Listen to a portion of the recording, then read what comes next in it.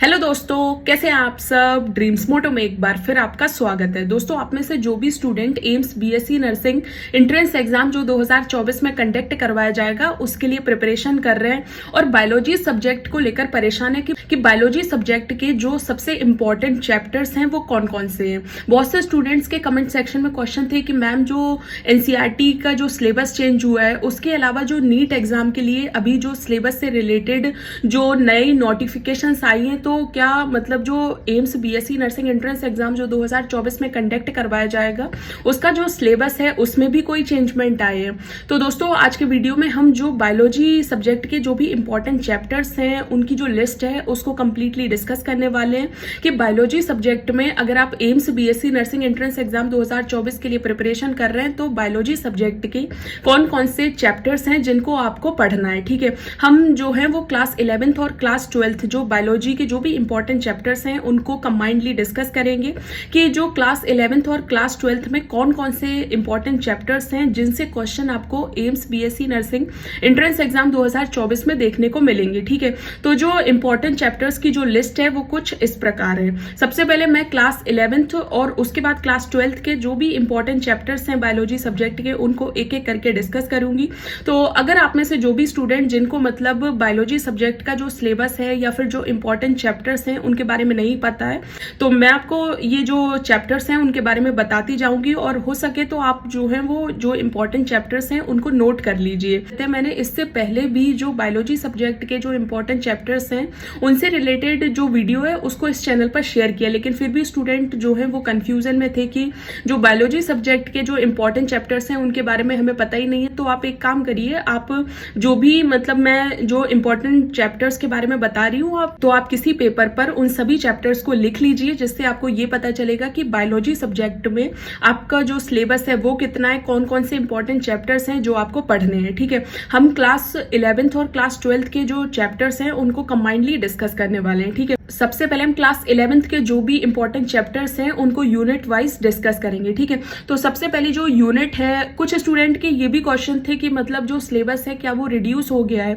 और क्या reduce syllabus से ही जो AIIMS BSc nursing entrance exam जो 2024 में कंडक्ट करवाया जाएगा उससे जो क्वेश्चंस पूछे जाएंगे वो रिड्यूस सिलेबस में से ही पूछे जाएंगे। तो मैं जो भी बायोलॉजी सब्जेक्ट के जो भी इंपॉर्टेंट चैप्टर्स हैं या फिर जो भी न्यू अपडेट हुआ है सिलेबस में उसको एक बार डिस्कस करने वाली हूँ। तो आप बहुत ही केयरफुल तरीके से जो भी इंपॉर्टेंट चैप्टर्स उनको एक एक करके नोट कर लीजिए। ठीक है, सबसे पहली जो यूनिट है जो क्लास 11th बायोलॉजी एनसीईआरटी की बुक में आपको देखने को मिलेगी जिसका नाम है डाइवर्सिटी इन लिविंग वर्ल्ड। ठीक है, इसमें जो है वो इंपॉर्टेंट टॉपिक्स हैं जैसे व्हाट इज लिविंग, बायोडाइवर्सिटी, उसके अलावा need for the classification, taxonomy वगैरह के जो भी इंपॉर्टेंट चैप्टर्स हैं वो आपको जो डाइवर्सिटी इन लिविंग वर्ल्ड में देखने को मिल जाएंगे। ठीक है, उसके अलावा जो है वो यूनिट सेकंड जो है उसका नाम है structural organisation in animals and plants. ठीक है, जिसमें आपको मेनली जो मॉर्फोलॉजी और मॉडिफिकेशंस वगैरह जो एनिमल टिश्यूज वगैरह जो है और जो फाइलम वगैरह है वो आपको देखने को मिलेंगे। ठीक है, जो भी एप्स हैं, फिशेस हैं, मैमल्स हैं उनके बारे में आपको पढ़ना होगा। ठीक है,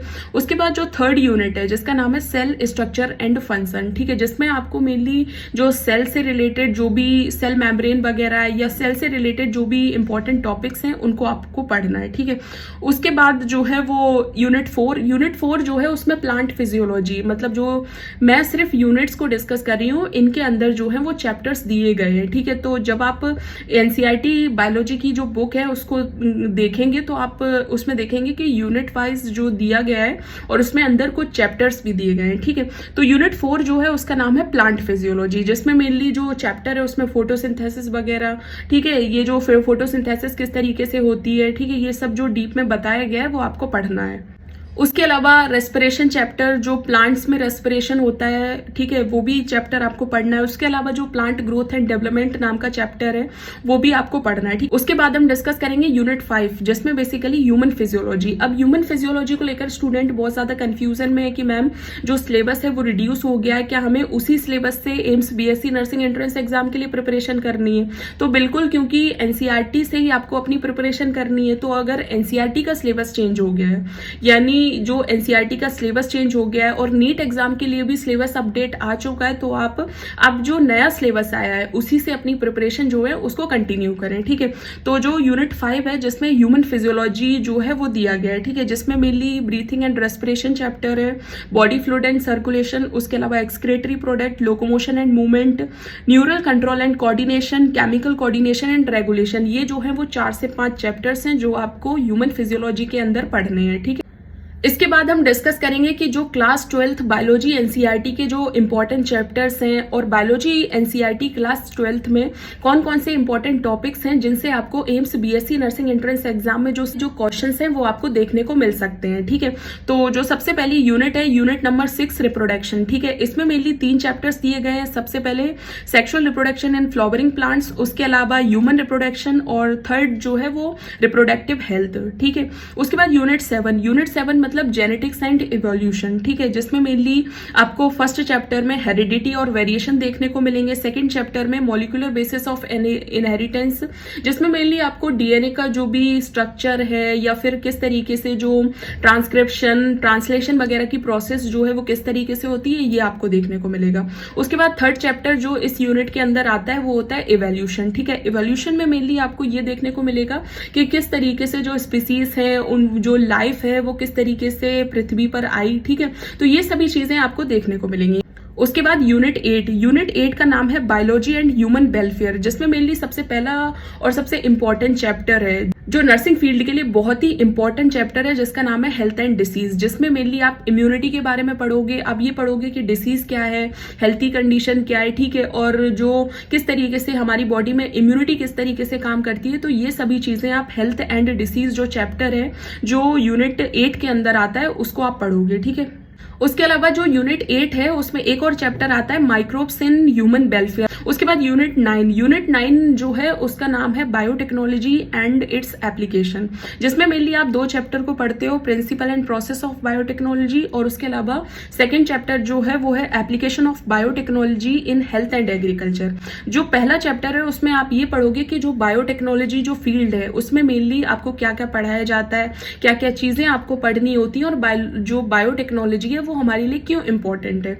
उसके बाद जो सेकंड यूनिट है जिसमें application of biotechnology in health and agriculture, मतलब जो बायोटेक्नोलॉजी हम जो पढ़ते हैं उसका हमारी जो हेल्थ डिपार्टमेंट है या फिर जो एग्रीकल्चर फील्ड है उसमें किस तरीके से यूजेस हैं। ठीक है, उसके बाद जो लास्ट यूनिट है यूनिट 10 जिसका नाम है इकोलॉजी एंड एनवायरमेंट, जिसमें जो चैप्टर्स दिए गए हैं वो है ऑर्गेनिज्म एंड एनवायरमेंट। ठीक है, जिसमें आपको पॉपुलेशन, इंटरेक्शंस, म्यूचुअलिज्म, कंपटीशन, ये जो छोटे छोटे टॉपिक्स हैं वो आपको देखने को मिलेंगे।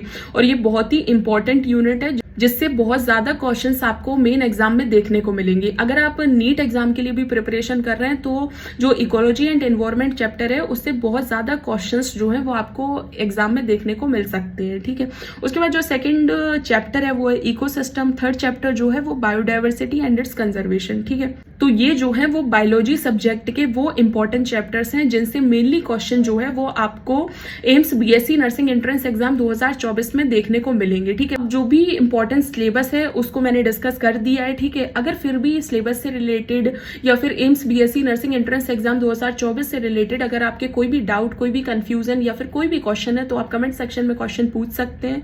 होप सो दोस्तों आपको वीडियो पसंद आया हो तो वीडियो को लाइक जरूर करें। Thank you so much for watching.